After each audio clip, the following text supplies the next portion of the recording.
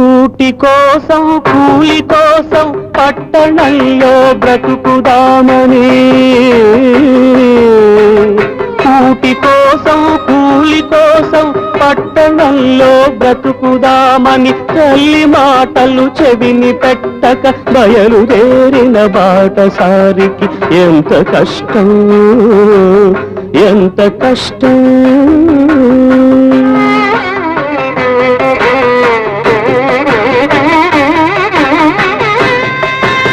మూడు రోజులు ఒక్క తీరుగా నడుస్తున్నా దిక్కు తెలియక నడి సముద్రపు నావరీతిగా సంచరిస్తూ సంచలిస్తూ దిగులు పడుతూ దీనుడవుతూ తిరుగుతుంటే